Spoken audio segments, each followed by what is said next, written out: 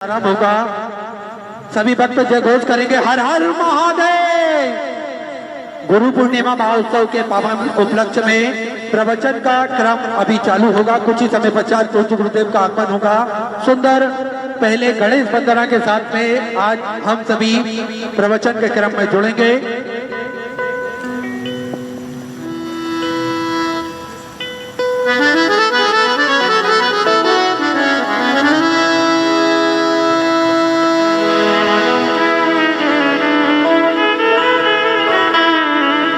वक्रतुंडे महाकाय सूर्यकोटि समप्रभा निर्विघ्नं मे कुरु मे देव सर्वकार्येषु सर्वदा। ओ शिव गौरा के लाडले गणेश जी, शिव गौरा के लाडले गणेश जी, आओ बिना पराए जी, आओ बिना परारो श्री गणेश जी, आओ बिना परारो श्री गणेश जी, आओ बिना परारो श्री गणेश जी। शिव गौरा के लाडले गणेश जी, शिव गौरा के लाडले गणेश जी, आओ बिना परारो गणेश जी, आओ बिना परारो श्री गणेश जी।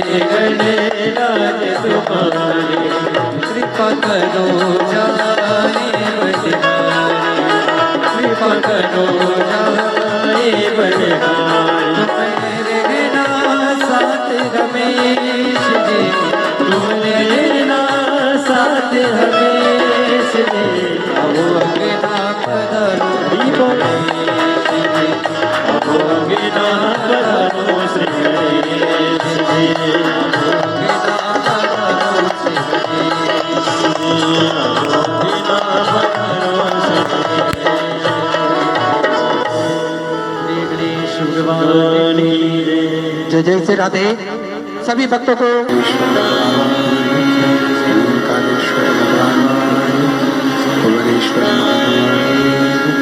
हर हर महादेव, हर हर महादेव, हर हर महादेव। भगवान शिव गोगर्दानी त्रिकालदर्शी कैलाशी विनाशी देवादिदेव महादेव, जिनकी पवित्र पावन भूमि कुबेरेश्वर धाम पर गुरु पूर्णिमा महोत्सव जो आयोजित किया गया 5 तारीख से 10 तारीख तक का ये दिव्य और भव्य आयोजन, जिसमें भगवान शिव की अविरल भक्ति को आप और हमने प्राप्त किया। आज व्यास पूर्णिमा है, गुरु पूर्णिमा है। भारत भूमि के सभी संतों को, साधुओं को, तपस्वियों को, गुरुजनों को, मठाधीश, महामंडलेश्वर, जगत गुरु एवं चारों पीठ के जो संपूर्ण सनातन को जागृत कर रहे हैं, ऐसे जगत गुरु शंकराचार्य के चरणों में एवं सभी गुरुजनों को, विप्रजनों को, ब्राह्मण जनों को इस व्यासपीठ से दंडवत प्रणाम कर कर सभी गुरुओं के चरणों को नमन करता हूँ। सबके चरणों को प्रणाम। गुरु जीवन का वो सार है जो आपको और हमको मंजिल तक पहुंचा देता है। माता रूपी गुरु आपको बड़ा कर कर सोचने समझने की शक्ति प्रदान करता है। पिता रूपी गुरु आपका हाथ पकड़कर आपको व्यापार करना, व्यवहार करना ये पिता सिखा देता है। शिक्षक अच्छा शिक्षण देकर, पढ़ाकर आपको विद्वान बना देता है। और चौथे नंबर पर है सदगुरु, जो गुरु दीक्षा देकर भगवान देवादिदेव महादेव से मिला। वो शिव है, आदि गुरु है, आदि योगी है, जगत गुरु है, जिन्होंने संपूर्ण ब्रह्मांड में, संपूर्ण विश्व में शिष्य और गुरु की परिभाषा को सामने लाया। एक श्रेष्ठ वक्ता देवादिदेव महादेव और एक श्रेष्ठ श्रोता भी देवादिदेव महादेव। वक्ता भी शिव है, श्रोता भी शिव है। अमरनाथ जी की गुफा में जब भगवान शिव माँ जगत जननी अम्बा पार्वती जी को ज्ञान उपदेश देते हैं, तब पार्वती जी भी शिव जी को अपना गुरु मानकर उस ज्ञान को लेती हैं, जो अमर ज्ञान था। उस ज्ञान को लेकर माँ जगदम्बा भी अमर हो गई, जगत जननी भी अमर। हमने कथा के 5 दिन की कथा में तृतीय दिवस में कहा था कि घर में जो बुजुर्ग हैं, बड़े हैं, घर में पति है, घर में कोई वृद्ध अवस्थावान है, जिसने अपनी पूरी जिंदगी संघर्ष के साथ आगे बढ़ने में निकाली, वो भी आपका गुरु है, वो भी आपका गुरु। जिस शिक्षक ने आपको स्कूल में पढ़ाया, जिस शिक्षक ने आपकी कलम को चलाना सिखाया, वो शिक्षक भी एक बहुत बड़ी भूमिका गुरु की रखता है। एक माता पिता गुरु, शिक्षक और गुरु, ये जिंदगी के वो पहल हैं जहां आप इनकी छत्र छाया में अपने जीवन को आगे बढ़ा सकते हैं।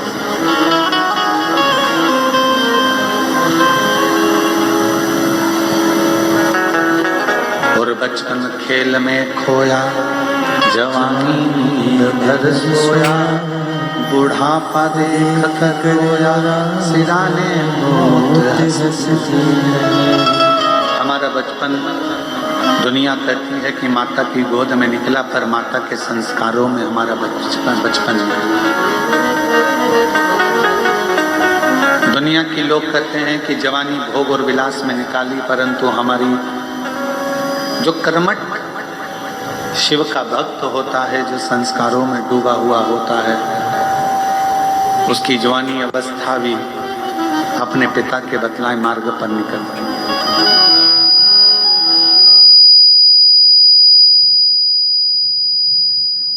और एक अच्छा शिक्षक आपकी जिंदगी में मिल जाए तो वह आपके सारे मार्गों को विद्या के माध्यम से खोल देता है। और फिर चौथी अवस्था में जो बुढ़ापा है, उस बुढ़ापे में सब साथ छोड़ देता। कौन देगा साथ? जिन बच्चों को हमने पाल पोस कर बड़ा करा, उन बच्चों के पास भी हमारे पास बैठने का समय नहीं। जिन बेटियों को हमने पाल पोस कर बड़ा करा, उन बेटियों के पास में भी हमारे पास बैठने का समय नहीं। लोग अपने अपने घरों में अपनी अपनी पत्नी से, अपने परिवार से, कुटुंब से फोन पर बात करेंगे, पर बुजुर्ग से बात करने वाला कोई नहीं। तब उस जगह पर जब आपकी वृद्ध अवस्था आएगी, तब चौथे नंबर का जो गुरु होता है, जिसने आपको परमात्मा से जोड़ा होता है, जिसने आपको वेद पुराण से जोड़ा होता है, जिसने आपको शिव महापुराण से, भागवत पुराण से, रामायण से, गीता से जोड़ा हुआ होता है, वो सतगुरु आपके बुढ़ापे में आपको मंत्र के बल से इतनी शांति प्रदान कर देता है कि संसार के लोगों की नहीं, फिर परमात्मा की ही स्मरण। फिर संसार के लोगों का स्मरण नहीं आएगा, फिर स्मरण आएगा तो परमात्मा का।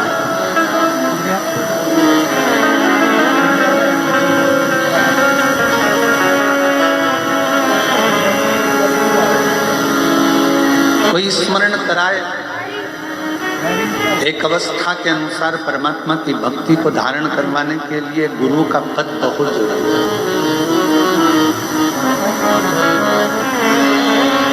और फिर निवेदन करेंगे, आज गुरु पूर्णिमा है, आप लोग टीवी के माध्यम से आज व्यास पूर्णिमा, गुरु पूर्णिमा महोत्सव में मना रहे हो। मान लो तुम्हारा भी कोई गुरु नहीं है ना, तो आज ही एक निर्णय करना और अपने घर में या शिवालय नजदीक में मंदिर हो, वहाँ थोड़ा सा जल चढ़ाकर श्री शिवाय नमस्तुभ्यम बोलकर शंकर जी को अपना गुरु बना लेना। शिव और भगवान देवादिदेव महादेव को जब हमने अपना गुरु बना लिया, तो हमारा ये जन्म और वो जन्म, जितने भी जन्म अगर मान लो कहीं होता है, कभी कभी हो सकता है कि कर्म भोग के कारण फिर हमारा जन्म हो जाए, परंतु आप चिंता मत करो, आपका दूसरा जन्म नहीं होने वाला, क्योंकि आपने शिव महापुराण की कथा बहुत सुनी है। तो हम आपके लिए तो नहीं, परंतु हो किसी के लिए कि भाई ये जन्म वो जन्म, ना जाने कितने कितने जन्म जो इस मृत्यु लोक में आप और हमको मिले। जब ये जन्म और वो जन्म मृत्यु लोक में जितने जितने जन्म आपको और हमको मिले हैं, उन सारे जन्म और भी अगर कोई मिलेंगे तो ये निश्चित है, अगर एक बार देवादिदेव महादेव आपका गुरु बन गया तो किसी जन्म में तुम्हें भटकना नहीं।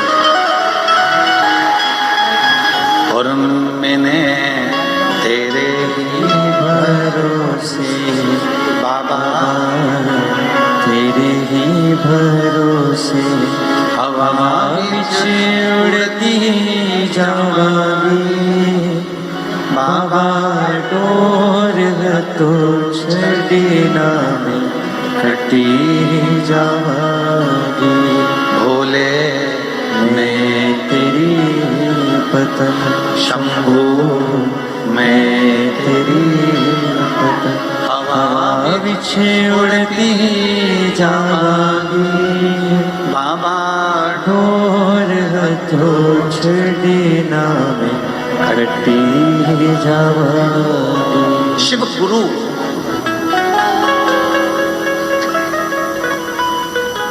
वर्ष में केवल एक ही दिन होता होगा। हाँ, और जगह पर हम नहीं कह सकते कि और गुरु मंत्र पूरे साल मिलते हैं, अन्य जगह पर दिए जाते हैं, और भी गुरुजन वर्ष भर गुरु मंत्र देते हैं, पर कुबेरेश्वर धाम पर तो केवल एक ही दिन, केवल गुरु पूर्णिमा के दिन ही गुरु दीक्षा और शिव दीक्षा देते हैं, केवल एक। और शायद केवल एक ही दिन ऐसा होता होगा, शिव दीक्षा गुरु दीक्षा का दिन, जिस दिन आप लोग अपने हाथ से हमारे हाथ में श्रीफल देते होंगे और वो श्रीफल हमें देते हैं। नहीं तो केवल एक गेहूं का दाना और श्रीफल आज के दिन हम आप लोगों से हाथ में झेल लेते हैं, क्योंकि आज गुरु पूर्णिमा है, व्यास पूर्णिमा। बाकी का पूरा साल, पूरे वर्ष में ऐसा कोई दिन नहीं होगा जिस दिन हम आपसे हाथ में कुछ झेलते हैं। केवल एक आज का दिन गुरु पूर्णिमा। क्यों? क्योंकि उस दिन केवल श्रीफल या गेहूं का दाना देने के लिए कुबेरेश्वर धाम पर भक्त नहीं आता। उस दिन अपने भीतर के विकारों को मिटाने के लिए, अपना अहंकार, अपनी अभिमत्ता, अपना व्यसन, अपनी गलत आदतें, जब हम गुरु के हाथ में श्रीफल अन्न देते हैं तब हम अपनी पूरी गलतियों को गुरु के चरणों में छोड़ देते हैं, गुरु के चरणों।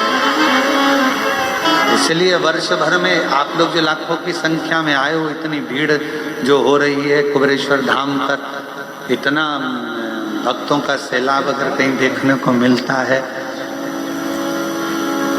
शायद आप भी सोचते होंगे कि और भी जगह पर गुरु दीक्षा ली जा सकती है, पर कुबेरेश्वर धाम पर इतनी लंबी लाइन केवल गुरु मंत्र लेने के लिए, जो कि 3-3, 4-4, 5-5 घंटा, बल्कि हमारे हिसाब से तो सुबह से लेकर 10 बजे तक भी आप लोग लाइन में लगे हो तो लगभग 5-5, 6-6 घंटे लाइन में लग आप लोगों ने गुरु दीक्षा ली, शिव दीक्षा। इतनी लंबी लंबा लोगों ने इंतजार किया। और ईश्वर को पाना और गुरु को पाना कोई सरल नहीं है। जब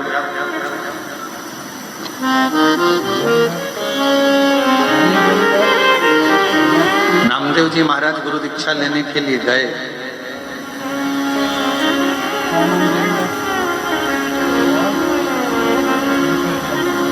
विशोबा ठेकर जी ने कहा, इतना भीड़ लगा हुआ है, गुरु दीक्षा लेने आए हैं, इनकी थोड़ी परीक्षा तो होना चाहिए। देव एक एक धर कर सबको। नामदेव जी ने कहा, हम यहाँ गुरु मंत्र लेने आए हैं, यहाँ हम कुछ महारथी खाने थोड़ी ना आए, हम तो गुरु दीक्षा लेने के लिए आए। और फिर अंत में विशोबा थिएटर जी ने कहा, एक काम करो कि सबको अंदर बुलाओ, जिसने धक्का खा लिया, जिसने मार खा ली। और नामदेव जी बाहर खड़े हुए थे तो विशोबा थिएटर जी ने बुलाकर पूछा, नामदेव क्या बात है? मैं गुरु मंत्र लेने के लिए आया था, पर इतना धक्का खाना, इतना परेशान होना, इतना कष्ट झेलना। विशोबा थिएटर जी ने कहा, नामदेव, जो गुरु के दरवाजे पर एक बार धक्का खा लेता है फिर वो दुनिया के धक्के कभी नहीं खाता।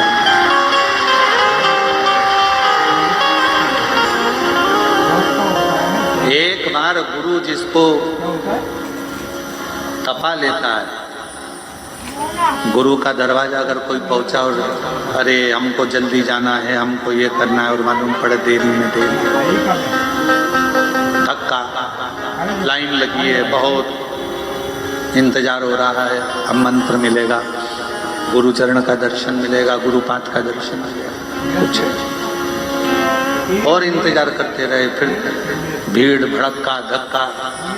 जिसने गुरु के सम्मुख में, गुरु के दरवाजे का, गुरुद्वारे का, एक बार गुरु के दरवाजे का धक्का खा लिया, फिर उसे संसार में कोई पैदा नहीं हुआ जो धक्का दे दे, क्योंकि गुरु के दरवाजे से मजबूत हुआ।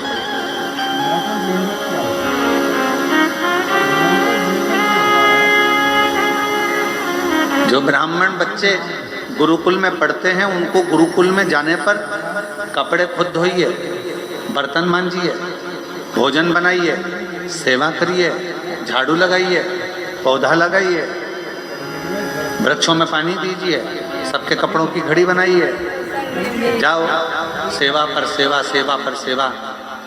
शिष्य से, ब्राह्मण बच्चों से जो गुरुकुल में रहते हैं उनसे गुरुजी करवाते। क्यों? क्योंकि गुरु के दरवाजे पर आया है तो थोड़ा धक्का खा लेगा। गुरु के दरवाजे पर आकर अगर मेहनत कर ली है, गुरु के दरवाजे पर आकर अगर सेवा कर ली है तो निश्चित है कि ये दुनिया में बहुत आगे बढ़ जाएगा। इसको कोई रोकने वाला नहीं, इसको कोई रोकेगा नहीं, ये निश्चित है।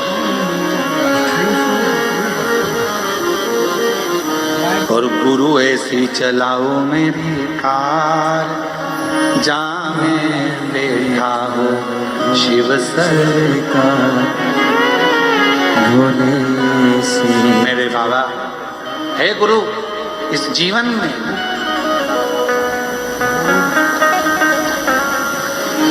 और इस गाड़ी के चार हैं पाए, इस गाड़ी के सारे धर्म अर्थ काम और मोक्ष के ये चार चक्के हैं।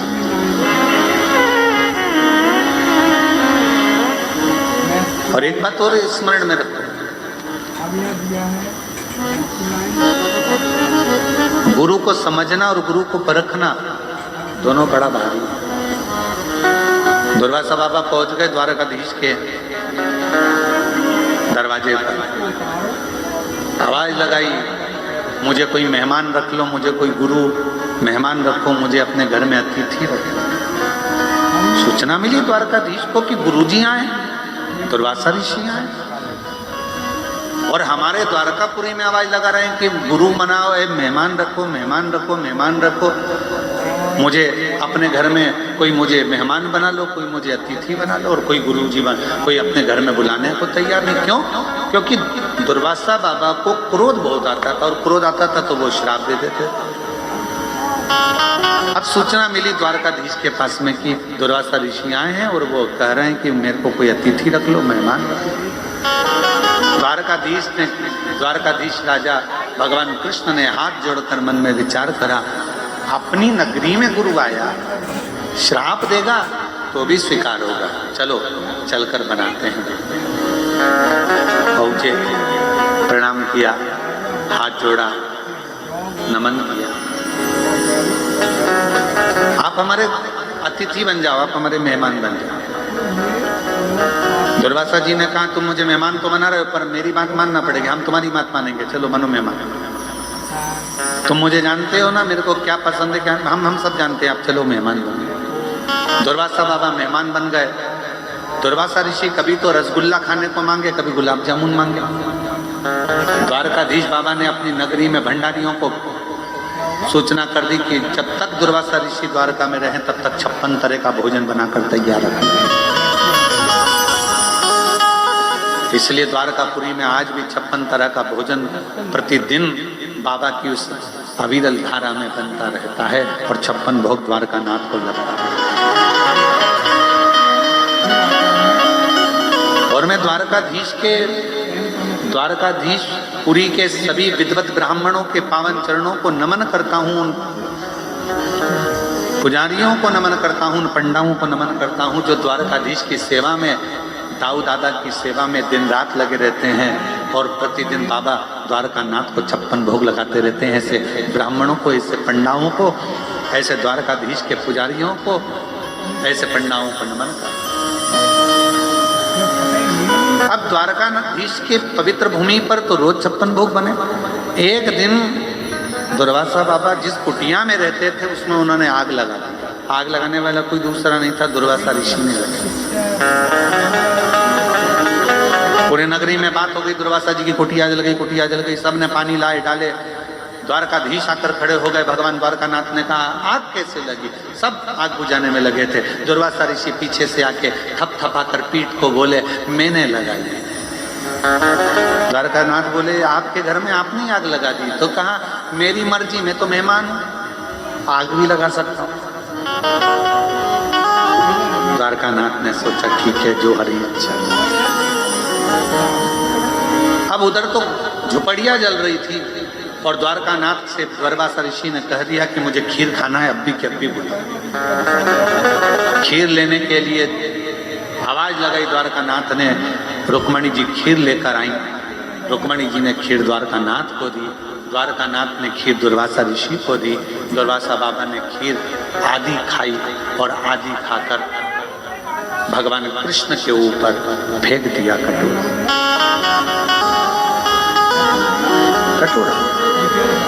और जो खीर का कटोरा द्वारकानाथ के ऊपर दिया, देते से ही कहा कि इस खीर को पूरे शरीर पर लगा लो। द्वारकाधीश ने पूरे शरीर पर खीर लगा ली। रुक्मणी जी को हंसी आ गई, ऐसा मेहमान किस काम का जिसने तुम्हारी ही दशा बिगाड़ दी। दुर्वासा बाबा को क्रोध आ गया और द्वारकानाथ जी से कहा आज मैं रथ पे बैठकर पूरी द्वारका घूमने के लिए जाऊंगा, पर रथ में कोई घोड़ा और घोड़ी नहीं लगेंगे, रथ को खींचने के लिए रुक्मणी लगेगी।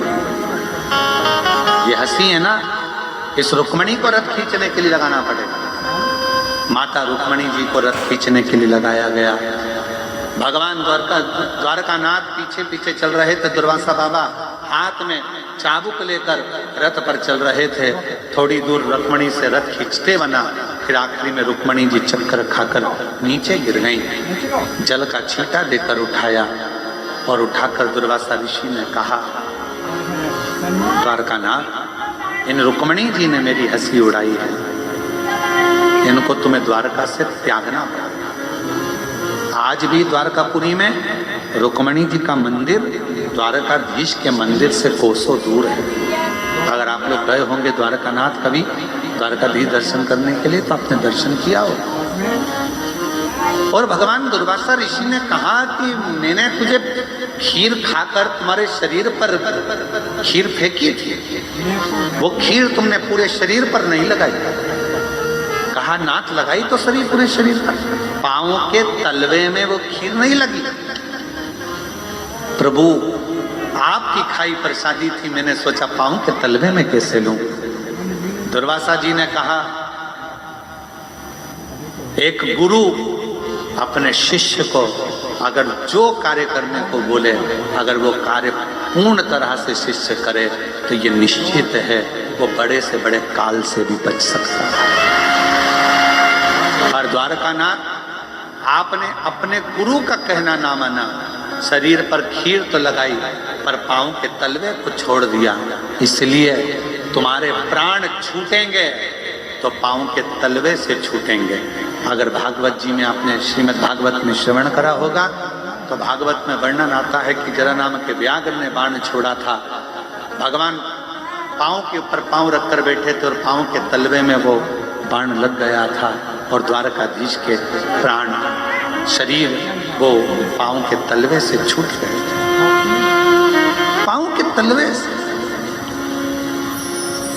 भगवान दुर्वासा ऋषि ने कहा कि मैंने तो तुमको ये एक कवच दिया था, और गुरु कभी भी दुनिया की दृष्टि में भले लोगों को लगे कि गुरुजी ने अपना शाल दे दिया, गुरुजी ने अपना सामान दे दिया, गुरुजी ने बेलपत्र दे दी, गुरुजी ने ये दे दिया, ना बिना मांगे द्वारकाधीश बाबा को मांगना नहीं पड़ा। दुर्वासा बाबा से बिना मांगे ही खीर फेंक दी थी, कवच दे दिया। गुरु से मांगना ना पड़े और गुरु हृदय से अगर कृपा की दृष्टि ही कर दे, मुस्कुरा आनंद के साथ एक बार गुरु अगर देख ही ले, तो समझ लो कि जिंदगी सबर है,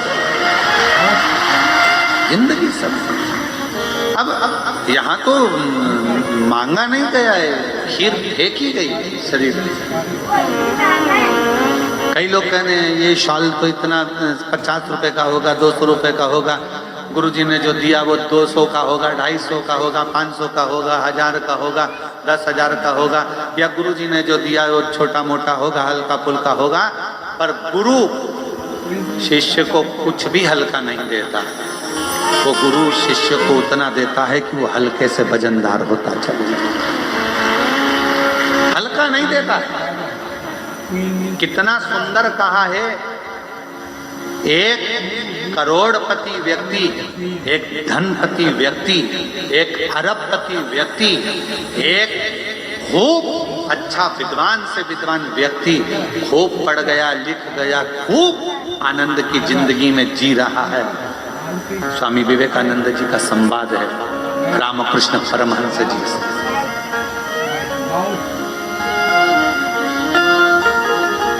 आपकी दृष्टि में स्वामी विवेकानंद जी ने रामकृष्ण परमहंस जी से पूछा, आपकी दृष्टि में बहुत पढ़ा लिखा व्यक्ति, बहुत विद्वान व्यक्ति कौन है?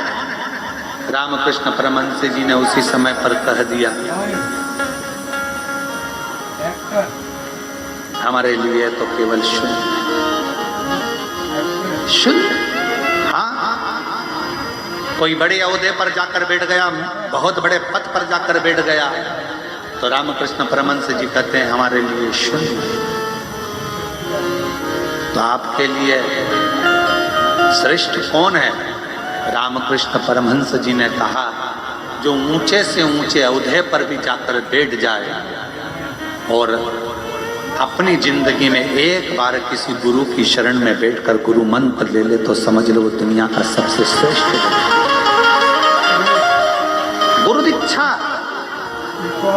आप कितने बड़े इंजीनियर बन गए, डॉक्टर बन गए, कलेक्टर बन गए, आईएएस ऑफिसर बन गए, आप मिनिस्टर बन गए, मंत्री बन गए, आप कितने बड़े अभी पद अधिकारी बन गए, आपके पास में आगे पीछे कितनी भी फोर्स लगी हो, पर यदि आपके पास में आपका गुरु का मंत्र नहीं है तो ये सारी जो डिग्रियां हैं, ये डिग्रियां तो केवल पृथ्वी तक चलेगी, पर गुरु मंत्र की एक छाप इस कलेजे में, इस शरीर में, इस मन में लग गई तो वो डिग्री वहां तक चलेगी। वो डिग्री है। गुरु मंत्र केवल मंत्र नहीं है, गुरु दीक्षा केवल दीक्षा नहीं है। गुरु ने आपके ऊपर छाप लगा दी है कि तू अब शिव का हो गया, शंकर का हो गया, शिव का। तुझे कोई मिटा नहीं सकता। तुम लोग सब बाहर से आए हो? अरे बोलो तो जम के। ठीक है, अगर बाहर से आए हो तो यहाँ से जाते जाते आप लोग रोड पे से जब चलो तो देखना पेड़ों के ऊपर सफेद कलर पुता रहता है। जंगल में कहीं जाओगे तो पेड़ों के ऊपर रास्ते रास्ते में सफेद कलर थोड़ा थोड़ा सा पट्टा होता रहता है। क्यों पुता रहता है? क्योंकि वन विभाग वालों ने कह दिया ये पेड़ सरकारी है।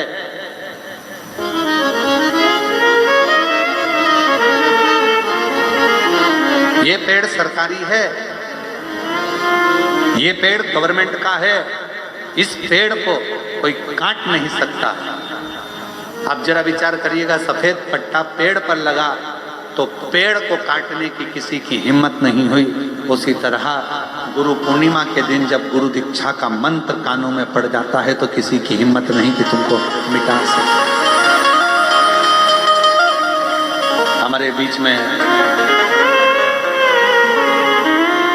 जय श्री राधे। हमारे बीच में इस क्षेत्र के विधायक महोदय और मध्य प्रदेश शासन के राजस्व मंत्री श्री हमारे बीच में पधारे, एक बार जोरदार ताली बजाकर स्वागत है।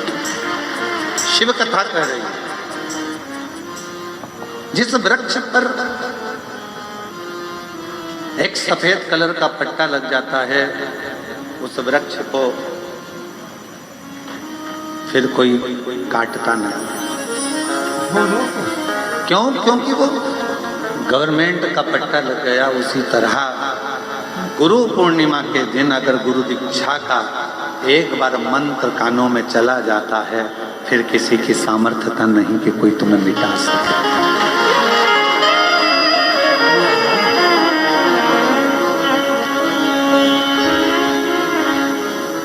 बस याद रखो, अपने विश्वास को पक्का रखो, शिव के प्रति भी और गुरु के प्रति भी। कोई कितना भी कहे भगवान देवाधिदेव महादेव की कोई निंदा करे, कोई अपशब्द बोले, कोई गुरु की निंदा करे, कोई अपशब्द बोले, अपना मन पक्का रखना, मेरा गुरु और मेरा शिव कभी भी दूसरे का बुरा नहीं कर सकता। ये मेरा दिल और मेरा विश्वास और मेरा मन।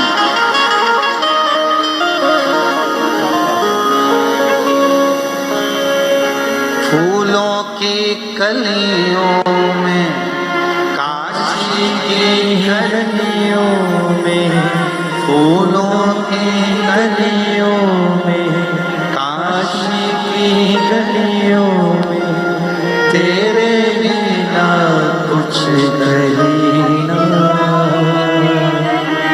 तेरे बिना भी क्या जीना, ओ बाबा रे,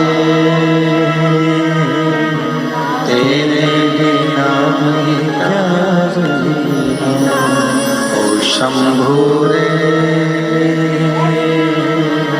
तेरे बिना भी क्या जीना।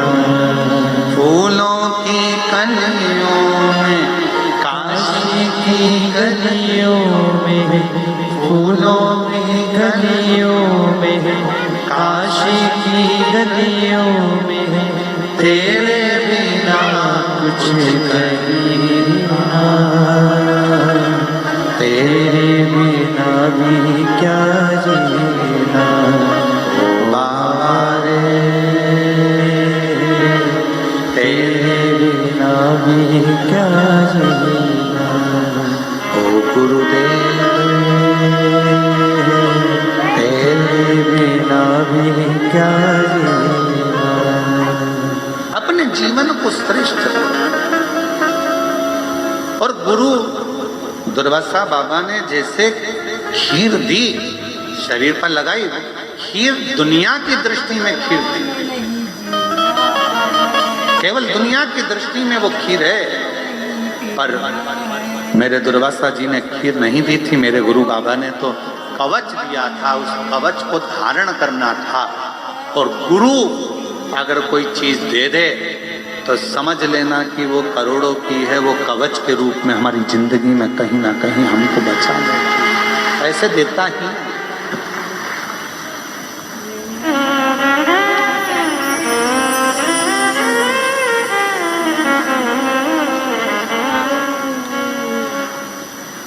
बस अपने जीवन को शिव के रंग में रंगना। अब एक बार हमने ये बात कह दी थी कि अपने जीवन को शंकर के रंग में रंगना, तो लोगों ने पूछा शिव जी का रंग कौन सा?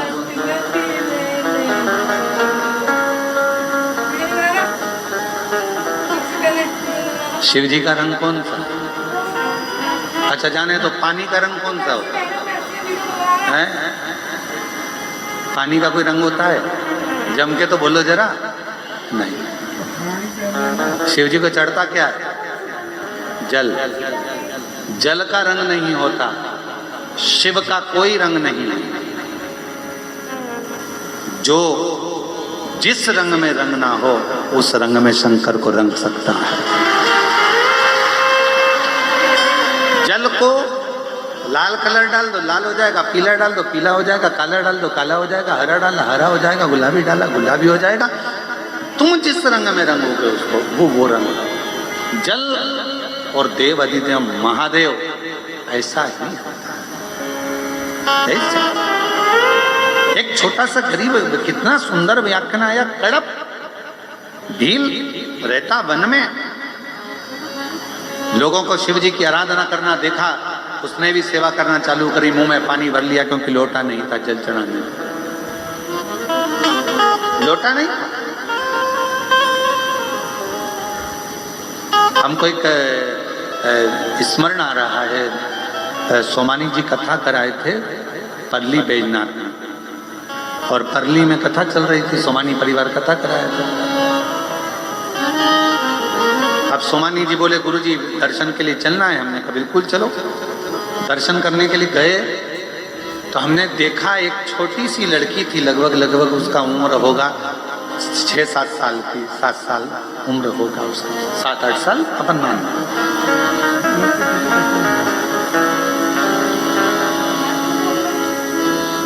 सब हाथ में दूध और जल लेकर खड़े थे। बाबा देवादिदेव महादेव पल्ली श्री वैद्यनाथ जी को चढ़ाने के लिए सब खड़े थे।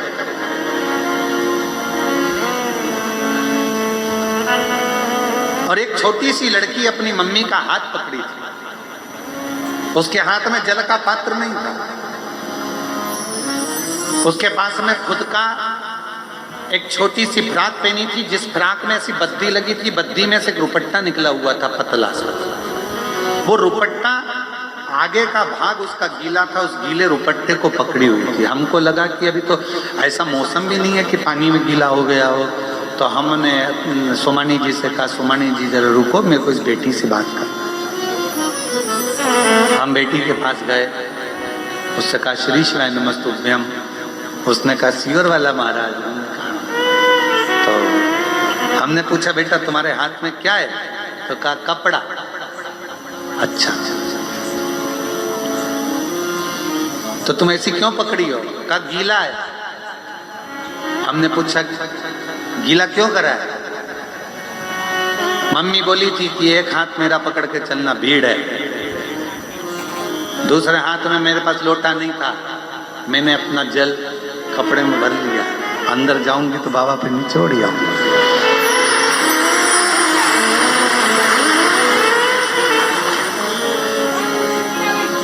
अब ईमानदारी से बोलो, बाबा सोने का लोटा और चांदी के लोटे देखेगा क्या? मेरे बाबा हीरे का चूड़ा, हीरे के लोटे, आभूषण, सोना और चांदी का लोटा मेरा बाबा नहीं देखेगा। मेरा बाबा तो केवल तुम्हारा निर्मल भाव देखेगा, उस बच्ची का कोमल स्वभाव देखेगा जिसमें कोई कपट नहीं है। शिव जी को रिझाने के लिए उसके पास जो था वो समर्पित करने के लिए चली। शिव और जल और गुरु भी ऐसा ही होना चाहिए। मेरे ओगड़ बाबा को भील ने अपनी आंख निकाल कर चढ़ा दी, जूते से मंदिर साफ कर रहा। शिव जी उस पर कृपा कर देते, मुंह में से पानी भर कर छोड़ दिया, शिव उस पर कृपा कर देते। शिवरात्रि की कथा कहती है, भील ऊपर चढ़ा था, पांव से बेलपत्री टूट कर गिर रही थी, छाजल में से पानी टपक रहा था नीचे शिवलिंग पर, और देवादिदेव महादेव शिवरात्रि पर प्रसन्न हो जाते हैं।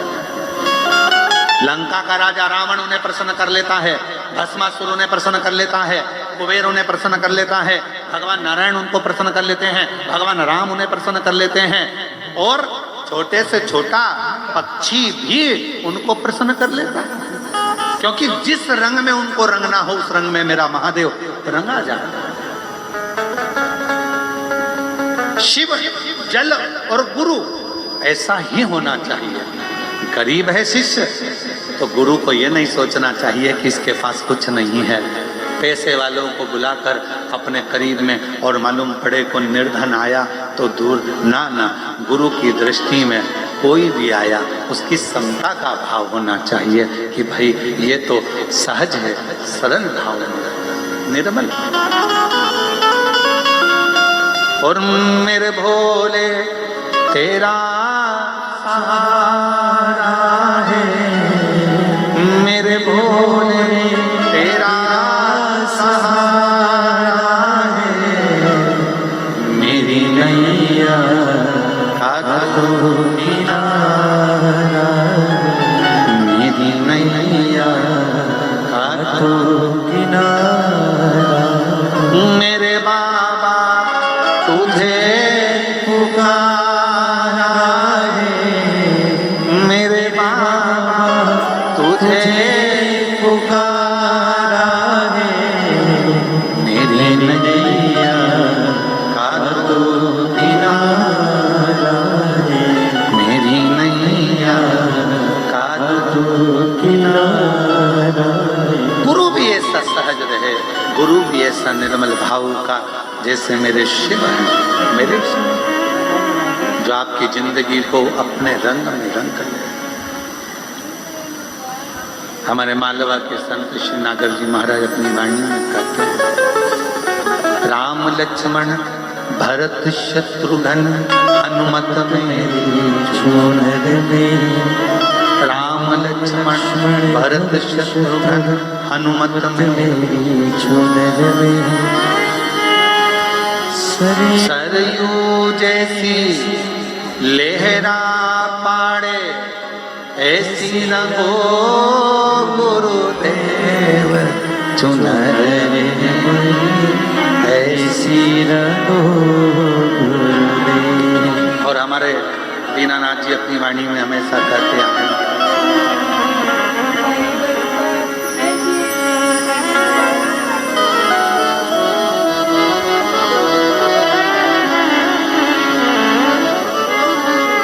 गुरु ने मंगाई सत गुरु ने मंगाई, गुरु ने मंगाई सत गुरु ने मंगाई ऐसी प्रेम भिक्षा रे। गुरु ने मंगाई ऐसी प्रेम भिक्षा रे। गुरु ने मंगाई ऐसी प्रेम भिक्षा रे। गुरु ने मंगाई ओ गुरु ने मंगाई सतगुरु ने मंगाई। गुरु ने मंगाई सतगुरु ने मंगाई ऐसी प्रेम भिक्षा रे। गुरु ने मंगाई ऐसी प्रेम भिक्षा रे। गुरु ने मंगाई पहली भिक्षा जो जल की नाना, पहली भिक्षा जो जल की नाना। बावेड़ी के पास न जाना, कुआ बावेड़ी के पास न जाना। ऐसी गगरी भर के लाना रे। गुरु ने मंगाई ऐसी गगरी भर के लाना रे। गुरु ने मंगाई ऐसी प्रेम भिक्षा लाना रे। गुरु ने मंगाई गुरुदेव तुम्हारी जय होवे, गुरुदेव हमारी जय होवे। महादेव हमारी जय होवे। ओ महादेव तुम्हारी जय होवे। गुरुदेव तुम्हारी जय होवे। गुरुदेव तुम्हारी जय होवे। दूसरी भिक्षा जो माला लाना, दूसरी भिक्षा जो माला लाना। बाग बगीचे के पास न जाना, बाग बगीचे के पास न जाना। ऐसी माला लेके आना रे। गुरु ने मंगाई ऐसी माला लेके आना रे। गुरु ने मंगाई ऐसी प्रेम भिक्षा लाना रे। गुरु ने मंगाई गुरुदेव मंगाई जय होवे। महादेव तुम्हारी जय होवे। गुरुदेव तुम्हारी जय होवे। महादेव तुम्हारी जय होवे। गुरुदेव तुम्हारी जय होवे। महादेव तुम्हारी जय होवे। गुरुदेव तुम्हारी जय होवे। महादेव तुम्हारी जय होवे। महादेव आप भी अपने स्थान पर बैठकर आज व्यास पूर्णिमा गुरु पूर्णिमा के दिन पवित्र गुरु महिमा को सुन रहे हो। कुबेरेश्वर धाम की भूमि से आप भी आज जहाँ बैठे हो वहीं बैठकर श्री शिवाय नमस्तुभ्यम बोलकर ये मान लो कि शिव हमारा गुरु है और हम शिव के शिष्य हैं, मानकर सब साथ में बोलेंगे बड़े प्रेम से।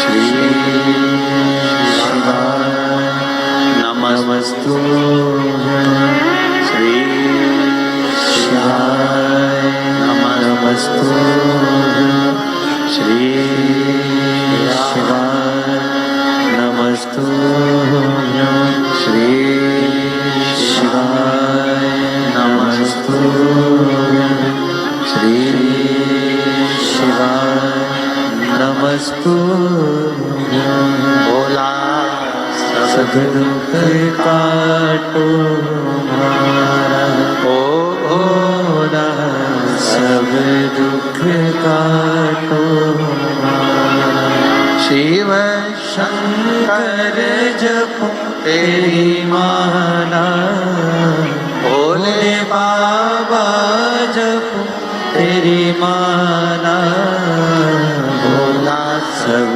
दुख काटो हमारा ओ भोला सब दुख काटो हमारा देश है मंगल मंगलकारी देश है मंगल मंगलकारी शमशान वासी हमारा शमशान वासी हमारा ओ भोला सब दुख काटो हमारा ओ भोला सब दुख काटो हमारा।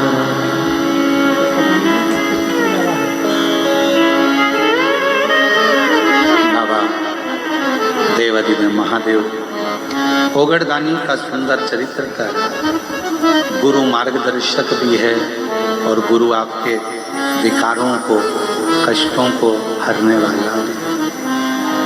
हमारे गुरु जी श्री विठलेश राय काका जी महाराज जिनके नाम से श्री विठलेश सेवा समिति चलती है। हमारे गुरु जी ने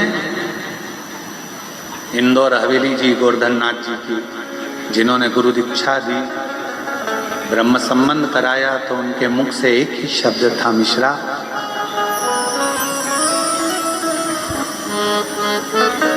तेरी भक्ति कहती है और हमारा विश्वास कहता है कि जहां भी कथा करेगा तेरे पंडाल छोटे पड़ेंगे। उसका बहुत कम सानिध्य हमारे गुरु जी का हमको मिला। फिर उनके देह त्यागने के बाद जब गोलोक धाम चले गए उसके बाद में विराजमान हुए परम पूज्य गोलोकवासी श्री 1008 श्री देवकी नंदन महाराज। जब तक वो पृथ्वी पर भूमंडल पर मृत्यु लोक में रहे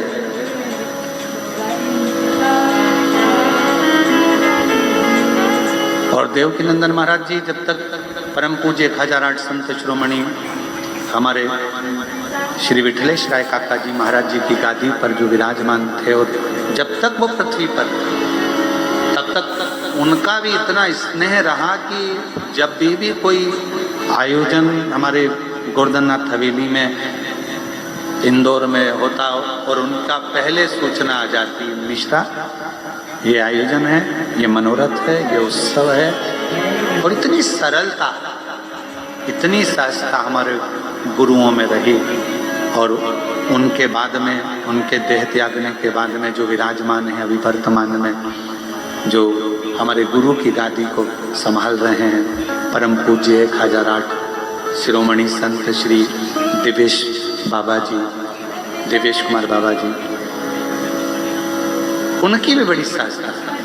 प्रति कोई उत्सव हुआ तो उनका सूचना, उनका लिखा हुआ एक मैसेज हमारे पास में जरूर आ जाता है, मिश्रा जी आज ये आयोजन, ये उत्सव, ये शिव कृपा, ये गुरु कृपा।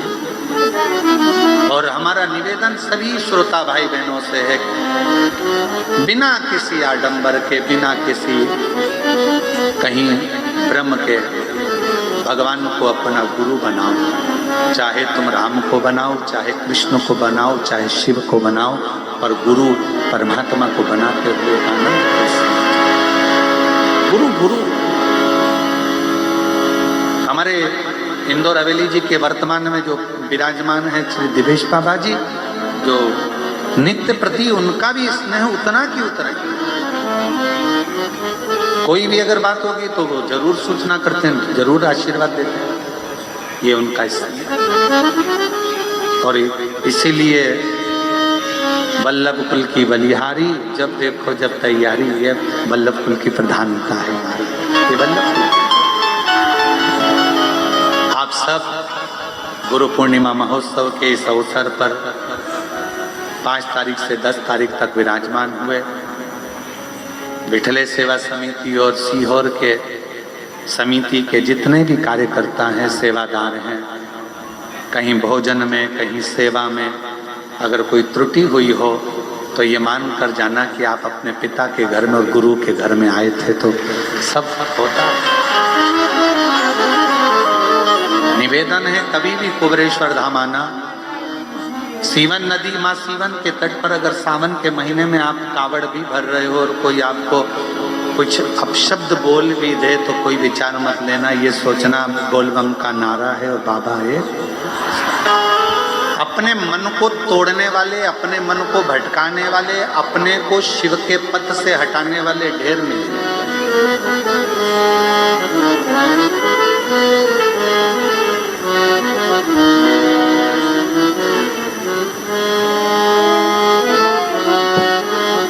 गंगा का जल जिसके मन में और बुद्धि में बैठा रहता है, उसको संपूर्ण जगत में गंगा का जल ही दिखता है।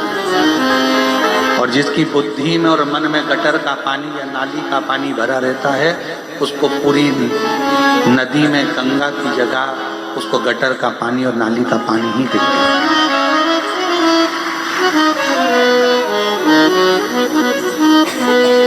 बहुत मिलेंगे आपको, क्यों जल भर रहे हो, क्यों कावड़ भर रहे हो, क्यों 11 किलोमीटर दूर तक जा रहे हो, क्यों ऐसे हरिद्वार से जल लेकर चले, यमुना जी से जल लेकर चले, क्यों इतना किलोमीटर दूर चले जा रहे हो।